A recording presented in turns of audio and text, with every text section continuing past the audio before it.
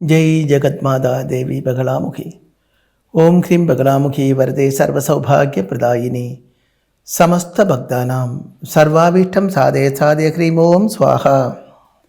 சில குடும்பங்களில் கல்யாணமாகி பல வருஷ காலம் கணவன் மனைவி ரொம்ப சந்தோஷமாக இருப்பாங்க, ரொம்ப சந்தோஷமாக ஒற்றுமையாக ஒரு மனசுடன் இருப்பாங்க. கொஞ்சம் காலத்துக்கு அப்புறம் அவளுக்குள்ளே பிரச்சனைகள் உருவாகும். ஆரம்ப காலத்தில் ஜாதகம் பார்க்கும் பொழுது ரொம்ப பொருத்தம் இருக்குது என்று சொல்லியிருக்காங்க. உண்மையில் பொருத்தம் இருக்கத்தான் செய்கிறது, ஜாதகப்படி பொருத்தம் இருக்குது. ஆனால் அப்படி பொருத்தம் பார்த்து கல்யாணமாகி 10-15 வருஷ காலம் ரொம்ப சந்தோஷமாக இருந்தவங்க இப்போது கல்யாணத்துக்கு அப்புறம் 15 வருஷத்துக்கு அப்புறம் ரொம்ப எனிமீஸாக இருக்காங்க. வீட்டுக்குள்ளேயே சதா சண்டை போட்டுக்கொண்டே இருக்காங்க, பரஸ்பரம் பார்க்காமல் இருக்காங்க. இதற்கெல்லாம் என்ன காரணம் என்று பல பேரும் ஜோதிஷம் தெரிஞ்ச ஆளுகளே கேட்டிருக்காங்க. இதற்கு என்ன காரணம் என்றால் அங்கே பொருத்தம் இல்லாய்மை அல்லை. எந்த காலத்தில் ஜாதகம் எடுத்து பார்த்தால் தெரியும், எந்த காலத்தில் இவாளுக்குள்ளே இந்த ப்ராப்ளம் வந்திருக்கிறதோ அந்த காலத்தில் இவாளுக்குள்ளே தசாநாதன்மார் சத்ருக்களாக இருக்கும். நவகிரகங்களில் சத்ரு கிரகங்களும் மித்ர கிரகங்களும் உதாசீன கிரகங்களும் இருக்கிறது. சில கிரகங்கள் பரஸ்பரம் பார்த்தால் சண்டை உண்டாகும், எனிமீஸாக இருக்கும்.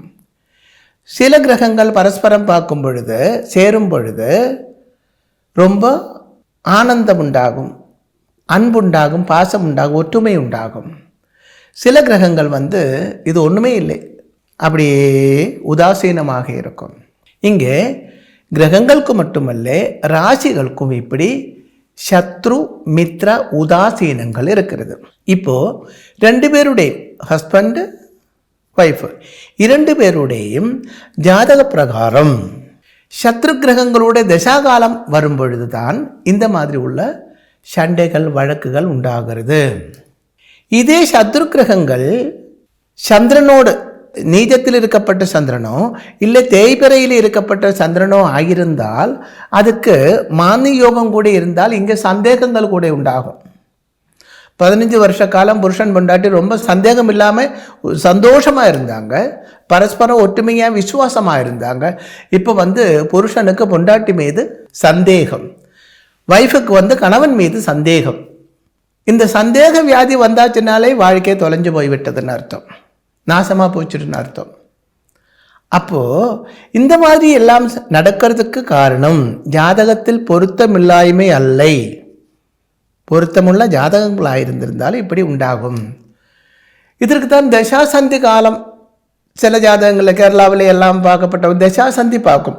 ஆனால் தசாசந்தி தோஷம் இல்லை என்றால் கூட இந்த கிரகநாதன்மார் தசாநாதன்மார் சத்ருக்களாக இருக்கும் பொழுது புருஷன் பொண்டாட்டி இவருக்கு ஹஸ்பண்ட் ஒய்ஃப் 2 பேருக்கும் சத்ருக்களாக இருக்கும்பொழுது ப்ராப்ளம் உண்டாகத்தான் செய்யும். இது சுவாபாவிகம்தான். அந்த நேரத்தில் இவங்க 2 இடம் உத்தியோகமாக இருந்தால் 2 இடங்களில் பிரிஞ்சிருந்தால் நல்லது, பெரிய சண்டை வழக்குகள் நடக்காது. ஆனால் அது எப்பவும் பிராயோகிகமாக இருக்காது இல்லையா? வீட்டுக்குள்ளே ஒன்றா வாழ வேண்டும். இதற்கு என்ன பண்ண வேண்டுமானால் இந்த ப்ராப்ளம் அந்த தசாநாதனாக இருக்கப்பட்ட கிரகங்களை சாந்தி செய்ய வேண்டும், கிரக சாந்தி செய்ய வேண்டும். அதே மாதிரி வீட்டில் கணபதி ஹோமம் செய்ய வேண்டும். அந்த கணபதி ஹோமத்திலேயே சம்வாத சூக்த ஹோமம் செய்ய வேண்டும். கேரளத்திலே ஆயிருந்தாலும் மலையாளி எல்லாம் என்ன சொல்லுவாங்க, ஐகமத்திய சூக்தம் அப்படி சொல்லுவாங்க. சம்வாத சூக்தம் ஐகமத்திய சூக்தம் இது 2 ஒன்று தான். அப்போது இந்த தோஷம் மாறிவிட்டு நல்லதுண்டாகும். இப்படி உண்டாகவில்லை என்றால் கூட வீட்டில் வருஷத்தில் ஒரிக்கல் ஆவது ஒரு முறையாவது வீட்டில் கணபதி ஹோமம், லக்ஷ்மி பூஜை, சுதர்சன ஹோமம் செய்கிறது ரொம்ப விசேஷம். இன்னைக்கு இங்கே உள்ள நம்ம நாட்டில எல்லாம் இப்போ நிறைய பேர் ஃப்ளாட்டில் தங்கியிருப்பாங்க. அங்கே ஒரு கணபதி ஹோமம் எல்லாம் பண்ணுறது கூடிய வாய்ப்பு இருக்காது, சௌகரியங்கள் இருக்காது. அப்படியா இருந்தால் பக்கத்தில் க்ஷேத்திரங்கள் இருந்தால் அங்கே பண்ணுங்கள். வீட்டில் வச்சு பண்ணுறது தான் ரொம்ப விசேஷம். முடியவில்லையா, க்ஷேத்திரத்தில் பண்ணுங்கள்.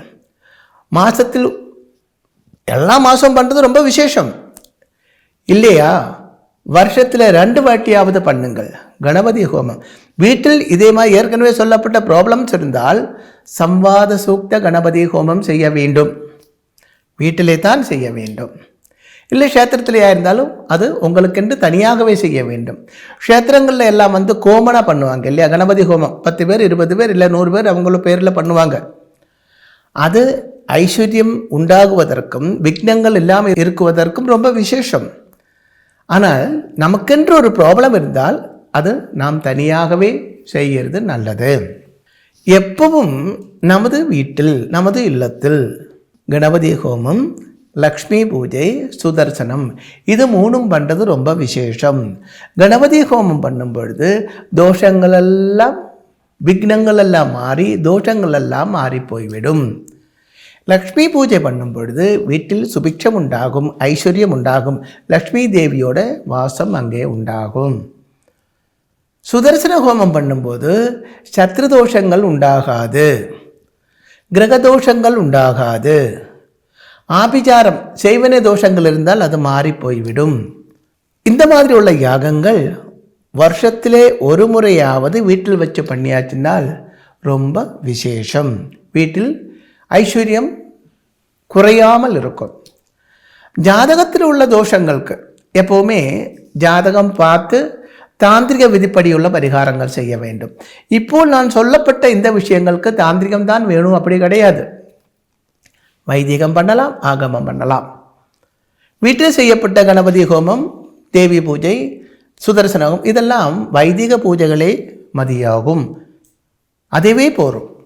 அதிலிருந்தே நமக்கு எல்லா அபிஷ்ட சித்தியும் உண்டாகும். ஆனால் தோஷம் என்று இருந்தால், செய்வனே இருக்கு என்று இருந்தால், பெரிய வீட்டில் பெரிய கலகமாக இருக்கிறது அப்படியெல்லாம் இருந்தால் அதுக்கு ஜாதகம் பார்த்து ஜாதகத்தில் உள்ள தோஷங்களுக்கு தகுந்த பரிகாரங்கள் செய்ய வேண்டும். அதாவது ரோகம் இருந்தால் ரோகத்துக்கு தகுந்த மருந்து, ரோகம் கண்டுபிடிக்க வேண்டுமானால் நல்ல ஒரு டாக்டரை பார்க்க வேண்டும், எக்ஸ்ரே எடுக்க வேண்டும் தேவை இருந்தால், இல்லையா? இல்லாமல் ஏதாவது மருந்து வாங்கி சாப்பிட்றதுல அர்த்தம் இல்லை. ரோகம் ஒன்றும் இல்லை, நல்லா தான் இருக்குது. நம்மளோட எனர்ஜி கொஞ்சம் பூஸ்ட் பண்ணணும். அதுக்கு என்ன பண்ணணும்? ஒரு எனர்ஜி தரப்பட்ட ஏதாவது டானிக் மாத்திரை வாங்கி சாப்பிட்டால் போதும் இல்லையோ? அதுபோல் வீட்டில் நமக்கு தோஷம் ஒன்றும் இல்லை என்றால் கூட வீட்டில் சுபிட்சமாக இருக்கிறதுக்கு, விக்னங்கள் இல்லாமல் இருக்கிறதுக்கு நமக்கு என்ன வேணும்? வாழ்க்கையில் விக்னங்கள் இல்லாமல் இருக்க வேண்டும், ஆரோக்கியத்துடன் இருக்க வேண்டும், தீர்க்காயுசாக இருக்க வேண்டும், சுபிட்சமாக இருக்க வேண்டும், வாழ்க்கையில் விஜயங்கள் உண்டாக வேண்டும், பராஜயம் உண்டாகக்கூடாது.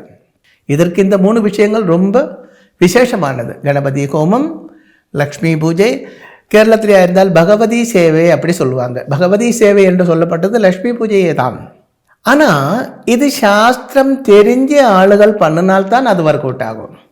இல்லை என்றால் நீங்கள் உங்களோட காசு கொடுத்து ஒரு வினையை விலைக்கு வாங்குற மாதிரி இருக்கும். முக்கியமாக ஒன்று தெரிஞ்சுக்கோங்க, இந்த ஹோமங்கள் நடக்கும்போது புகை வரக்கூடாது. இதுக்கு முன்னே பலமுறை நான் சொல்லியிருக்கிறேன், அதனால இப்போ அது விளக்கமாக சொல்ல விரும்பவில்லை. ஹோமம் நடக்கும்போது அதிலிருந்து தூபம் வரக்கூடாது, புகை வரக்கூடாது. அப்படி பண்ணுறதா இருந்தால் அதுக்கு பலன் இல்லை என்று மட்டுமல்ல, ஒரு சாபம் உண்டாகும், துரிதமும் தாரித்யமும் துக்கமும் உண்டாகும். அப்போ அக்னி நிமித்தம் தெரிஞ்ச ஒரு ஆச்சாரியனாக இருக்க வேண்டும். அவனே கூப்பிட்டு அவங்கிட்ட நீங்கள் கணபதி ஹோமமும் பகவதி சேவையும் இல்லை லக்ஷ்மி பூஜையும் பண்ணுறதுக்கு ஏற்பாடு பண்ணுங்கள். அவர் வந்து அதை பண்ணியாச்சுனால் கண்டிப்பாக உங்களுக்கு செய்யப்பட்ட பூஜைக்கு சம்பூர்ண பலன் உண்டாகும். இல்லை என்றால் பணம் செலவு ஆகுமே தவிர அதிலிருந்து தோஷங்கள் உண்டாகுமே தவிர நல்லது ஒன்றும் உண்டாகாது. வியாதிக்கு மருந்து சாப்பிட்ற மாதிரி தான் இந்த பரிகார கர்மங்களும். வியாதிக்கு மருந்து சாப்பிட்டால் நமக்கு குணமாகிறது இல்லையோ? கண்டிப்பாக ஆகிறது உண்டு. அதே மாதிரி தோஷங்கள் என்ன என்று தெரிஞ்சு அதுக்கு தகுந்த பரிகாரங்கள் பண்ணுறதா இருந்தால் கண்டிப்பாகவே அதிலிருந்து வெளியில் வந்து விடலாம். எல்லா பஞ்சாங்கங்களிலேயும் எல்லா ஜோதிஷ கிரந்தங்களிலேயும் வேத சாஸ்திரங்களிலே இது சொல்கிறது உண்டு. அப்படி தெரிஞ்ச ஆளுகள் பண்ண வேண்டும். அப்படி பண்ணியாச்சுனால் தோஷங்கள் உண்டாகாது. அப்போது குடும்பத்தில் கணவன் மனைவிக்குள்ளே என்னைக்கும் ஒற்றுமையாக இருக்க வேண்டும். மாதாபிதாக்கள் ஒற்றுமையாக இருக்க வேண்டும். குடும்பத்தில் சந்தோஷம் இருக்க வேண்டும். அதற்கு என்ன வேண்டும்? நமக்கு சுபிட்சமாக இருக்க வேண்டும். விக்னங்கள் தடசங்கள் இல்லாமல் இருக்க வேண்டும். அதற்கு எல்லா மாதத்துலேயும் ஒரு கணபதி ஹோமம் வீட்டுக்கு பக்கத்தில் க்ஷேத்திரங்கள் இருந்தால் அங்கே கொடுங்கோ. அப்புறம் 3 மாதத்துலேயோ இல்லை 6 மாதத்துலேயோ இல்லை வருஷத்தில் ஒரு வாட்டியோ உங்கள் வீட்டில் வச்சு ஒரு கணபதி ஹோமம் பண்ணுங்கோ. அது காலையிலே நடக்கும். ஈவினிங் லக்ஷ்மி பூஜை பண்ணுங்கோ. அதே மாதிரி சுதர்சன ஹோமம் பண்ணுங்கோ.